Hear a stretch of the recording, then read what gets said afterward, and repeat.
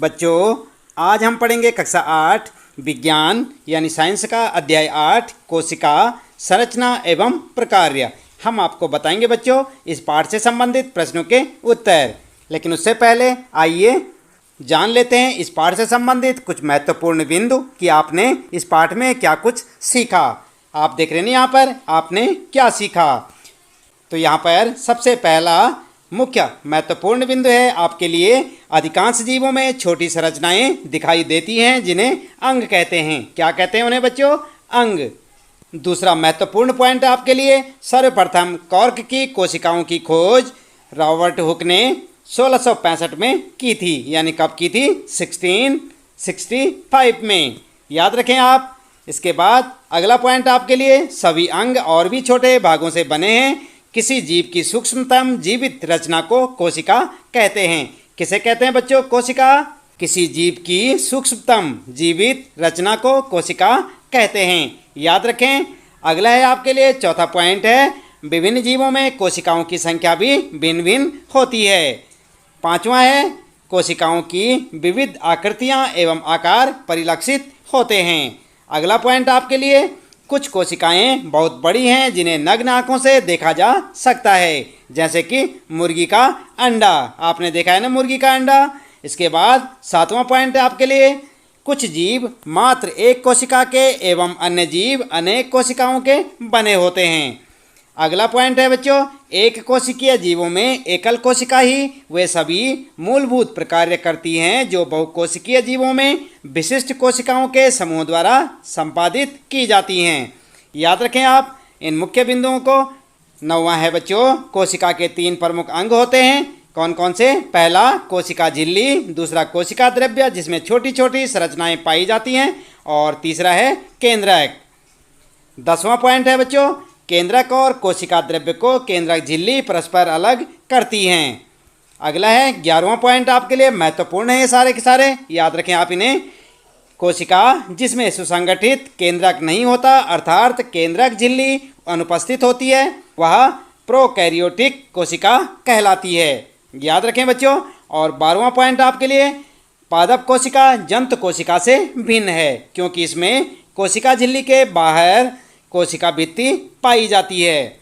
13वां point है, पादप कोशिका में एक बड़ी केंद्रीय रिक्तिका पाई जाती है जबकि जंतु कोशिका में अनेक छोटी छोटी रिक्तिकाएं पाई जाती हैं। 14वां और अंतिम आप जो है इस बिंदु को याद रखें बच्चों, रंगीन संरचनाएं जिन्हें प्लेस्टिड कहते हैं केवल पादप कोशिका में ही पाई जाती हैं। हरे प्लेस्टिड जिनमें क्लोरोफिल पाया जाता है क्लोरोप्लास्ट कहलाते हैं। ठीक है बच्चों, आई बात समझ में? आप इन महत्वपूर्ण बिंदुओं को अच्छी प्रकार से याद कर लें और साथ साथ अपने पाठ को भी एक बार जरूर पढ़ लें। इसके बाद बच्चों आइए बात करते हैं यहाँ पर इस पाठ से संबंधित प्रश्नों के उत्तरों की अभ्यास प्रश्न उत्तर में। और सबसे पहला प्रश्न है यहाँ पर आपके लिए बच्चों, निम्न कथन सत्य हैं अथवा असत्य। आपने यहाँ पर ट्रू और फॉल्स लिखना है। तो यहाँ पर है क आपके लिए, एक कोशिकीय जीव में एक ही कोशिका होती है। ट्रू है या फॉल्स आपको बताना है। ख है, पेशी कोशिका शाखान्वित होती हैं। ट्रू है या फॉल्स है ये भी आपको यहाँ पर बताना है। ग वाला है बच्चों, किसी जीव की मूल संरचना अंग है। तो यहाँ पर आपको ट्रू या फॉल्स बताना है। इसी प्रकार से घ वाला है आपके लिए, अमीबा की आकृति अनियमित होती है। ट्रू है या फॉल्स है ये आपको यहाँ पर बताना है। चलिए उत्तर जान लेते हैं। कहाँ पर क्या लिखेंगे आप? क वाले में लिखेंगे आप ट्रू क्योंकि ये सही है, और ख वाले में लिखेंगे बच्चों यहाँ पर लिखेंगे फॉल्स क्योंकि ये गलत है।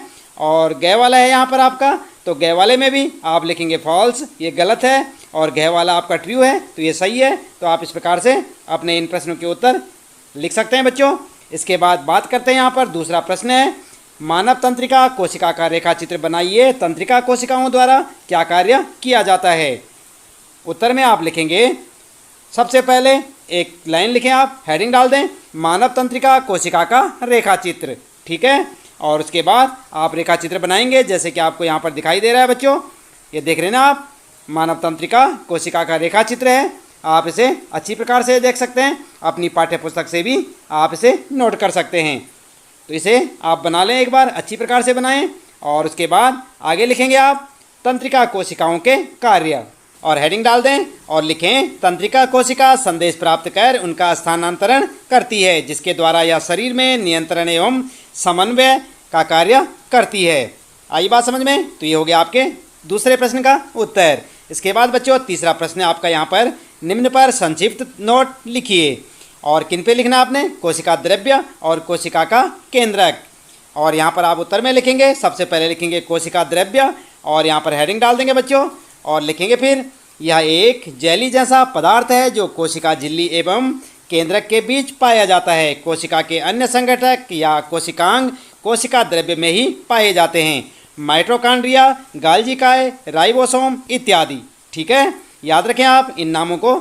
और उसके बाद लिखेंगे कोशिका द्रव्य के विभिन्न यौगिक मुख्यतः 4 तत्वों से मिलकर बने हैं, ये हैं HOCN। ठीक है, और उसके बाद अगला है ख वाला केंद्रक और यहाँ पर आप जो है हेडिंग डाल देंगे, लिखेंगे कोशिका के बीच में एक गोलाकार रचना केंद्रक पाया जाता है। ठीक है, इसके बाद लिखें केंद्रक के निम्नलिखित भाग हैं और हेडिंग डाल के लिखें और ए लिखें केंद्रीय झिल्ली, हेडिंग डाल दें। फिर लिखें केंद्रक को घेरने वाला पतला सा आवरण केंद्रीय झिल्ली कहलाता है। इसके बाद अगला लिखेंगे बी वाला, तो यहाँ पर लिखें केंद्रीय द्रव्य और केंद्रीय झिल्ली के अंदर मौजूद तरल पदार्थ केंद्रीय द्रव्य कहलाता है। इसके बाद लिखें सी क्रोमेटिन, केंद्रक में उपस्थित महीन धागों अर्थात गुणसूत्रों के जाल को क्रोमेटिन कहते हैं। यह आनुवांशिक पदार्थ है जो माँ बाप के गुण संतान तक ले जाता है। इस प्रकार से आप अपना उत्तर लिखते चले जाएं बच्चों। फिर लिखें डी और यहाँ पर लिखें केंद्रिका और प्रत्येक केंद्रक में न्यूक्लिक अम्लों से बनी 1 या 2 केंद्रिका होती है या प्रोटीन निर्माण करती है। ठीक है, इसके बाद लिखेंगे केंद्रक के कार्य और हेडिंग डाल दें, लिखें नंबर 1 नंबर 2 करके कोशिकीय कार्यों पर नियंत्रण और सेकंड लिखेंगे माँ बाप के गुण बच्चों तक भेजना। तो ये हो गया आपका तीसरे प्रश्न का उत्तर बच्चों। इसके बाद आता है आपका चौथा प्रश्न बच्चों, कोशिका के किस भाग में कोशिकांग पाए जाते हैं? उत्तर लिखेंगे आप कोशिकांग कोशिका द्रव्य में पाए जाते हैं। इसके बाद आता है पांचवा प्रश्न, पादप कोशिका एवं जंतु कोशिका के रेखाचित्र बनाकर उनमें 3 अंतर लिखिए। तो आप किस प्रकार से रेखाचित्र बनाएंगे आप अपनी पाठ्य पुस्तक में देख सकते हैं बच्चों। उत्तर लिखेंगे और इस प्रकार से एक रेखाचित्र बना लेंगे, जैसे कि आपको यहाँ पर दिखाई दे रहा है बच्चों। आपको अपनी पाठ्य पुस्तक में भी ये चित्र देखने को मिलेगा, आप इसे बना लें। इसके बाद यहाँ पर लिखेंगे अंतर और हेडिंग डाल के लिखेंगे और एक टेबल सी बना लें जैसे यहाँ पर बनी हुई है। और सबसे पहले लिखेंगे एक तरफ पादप कोशिका, दूसरी तरफ लिखेंगे जंतु कोशिका और यहाँ पर आपको अंतर बताना है। पहला अंतर लिखेंगे पादप कोशिका में कोशिका भित्ति होती है और यहाँ पर लिखेंगे जंतु कोशिका में कोशिका भित्ति नहीं होती। उसके बाद दूसरा लिखेंगे इसमें प्लेस्टिड पाए जाते हैं और यहाँ पर लिखेंगे इसमें प्लेस्टिड नहीं पाए जाते। तीसरा लिखेंगे पादप कोशिका में रिक्तकाएँ आकार में बड़ी होती हैं, जंतु कोशिका में रिक्तकाएँ आकार में छोटी होती हैं। तो इस प्रकार से आप यहाँ पर अंतर बता सकते हैं बच्चों। इसके बाद अगला प्रश्न आपका छठा प्रश्न यहाँ पर और यहाँ पर पूछा है यूकेरियोटस तथा प्रोकैरियोटस में अंतर लिखिए। तो आप उत्तर किस प्रकार से लिखेंगे? उत्तर आप इस प्रकार से लिखें, उत्तर लिखें और इसके बाद एक टेबल बना लें यहाँ पर भी और अंतर बताने के लिए। और यहाँ पर जो है एक तरफ लिख देंगे यूकेरियोटस और यहाँ पर प्रोकैरियोटस। पहला लिखेंगे ऐसी कोशिकाएं जिसमें झिल्ली युक्त सुसंगठित केंद्रक पाया जाता है उन्हें यूकेरियोटस कहते हैं। और यहाँ पर लिखेंगे ऐसी कोशिकाएं जिसमें केंद्रक पदार्थ केंद्रीय झिल्ली के बिना होता है प्रोकैरियोटस कोशिका कहलाती है। दूसरा अंतर लिखेंगे यूकेरियोटस कोशिका में झिल्ली युक्त कोशिकांग पाए जाते हैं, जबकि यहाँ पर लिखेंगे प्रोकैरियोटस कोशिका में झिल्ली युक्त कोशिकांग नहीं पाए जाते। तीसरा लिखेंगे उदाहरण जीवाणु, नीले हरे शैवाल और यहाँ पर लिखेंगे उदाहरण जंतु तथा पादप कोशिका।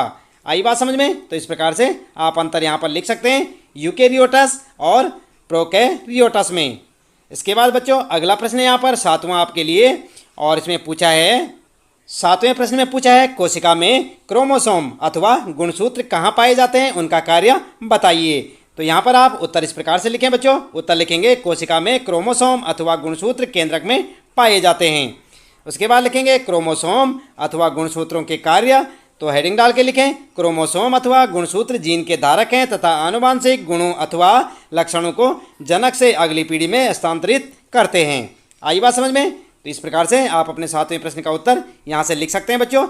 इसके बाद आता है आपका 8वां प्रश्न बच्चों, और इसमें पूछा है सजीवों में कोशिका मूलभूत संरचनात्मक इकाई है, समझाइए। उत्तर लिखेंगे। हम जानते हैं कि प्रत्येक जीव जंतु एवं पादप सभी जीवों का शरीर विभिन्न प्रकार के अंग तंत्रों से मिलकर बना होता है। प्रत्येक अंग पुनः छोटे छोटे भागों से बना होता है जिसे उत्तक कहते हैं। क्या कहते हैं उन्हें? उत्तक। याद रखें बच्चों, उत्तक एक समान कोशिकाओं का वह समूह है जो एक विशिष्ट प्रक्रिया करता है। इस प्रकार हम समझ सकते हैं कि सजीव की संरचनात्मक इकाई कोशिका है। एक कोशिकीय जीव भी संपूर्णतः एक कोशिका के ही बने होते हैं। आई बात समझ में? ये हो गया आपके 8वें प्रश्न का उत्तर बच्चों। इसके बाद आता है 9वां प्रश्न बच्चों, और इसमें पूछा है बताइए कि क्लोरोप्लास्ट अथवा हरित लवक केवल पादप कोशिकाओं में ही क्यों पाए जाते हैं। और यहाँ पर ध्यान दें, बाईं से दाईं ओर देख रहे ना आप, यहाँ पर बाईं से दाईं ओर नंबर 4 पे आप क्या लिखेंगे? यह कोशिका द्रव्य से एक झिल्ली द्वारा अलग होता है। और 3 नंबर पर आप लिखेंगे, ये देख रहे ना आप यहाँ पर 3 नंबर पे आप लिखेंगे कोशिका द्रव्य के बीच रिक्त स्थान, और पहले पे लिखेंगे सजीवों की मूलभूत संरचनात्मक इकाई। और ऊपर से नीचे की ओर क्या लिखेंगे आप? ऐसे देख सकते हैं आप। नंबर 2 पे यह प्रकाश संश्लेषण के लिए आवश्यक है, और नंबर 1 पर कोशिका झिल्ली और केंद्रिका झिल्ली के बीच का पदार्थ। और आप देख सकते हैं बच्चों किस प्रकार से आपके लिए यहाँ पर जो है ये प्रश्न बना हुआ है। इसके अंदर आपको लिखना है पूरा का पूरा। तो इस प्रकार से आप अपना उत्तर लिख सकते हैं यहाँ पर, जैसे यहाँ पर आपको दिख रहा है। यहाँ पर आपको दिख रहा है ना कोशिका, और यहाँ पर क्या दिख रहा है आपको? कोशिका द्रव्य, और यहाँ पर रिक्तिका, और यहाँ पर हरित लवक, और इधर को क्या लिखा है? केंद्रक। तो इसी प्रकार से आप लिखते चले जाएं बच्चों, आपके प्रश्न का उत्तर हो जाएगा। तो इस प्रश्न के साथ ही बच्चों इस पाठ से संबंधित प्रश्नों के उत्तर यहाँ पर समाप्त होते हैं। उम्मीद है कि आपको अच्छे से समझ आए होंगे। इसी प्रकार लगातार कक्षा 8 विज्ञान के सभी पाठों के प्रश्न उत्तर जानने के लिए चैनल को सब्सक्राइब अवश्य कर दें, बेल आइकन भी दबा दें बच्चों, ताकि आपको आने वाली प्रत्येक पाठ की वीडियो की नोटिफिकेशन मिलती रहे। और जानते रहे अपने सभी पाठों के प्रश्न उत्तर हमारे साथ। मिलते हैं फिर अगली वीडियो में कुछ नए प्रश्न उत्तरों के साथ।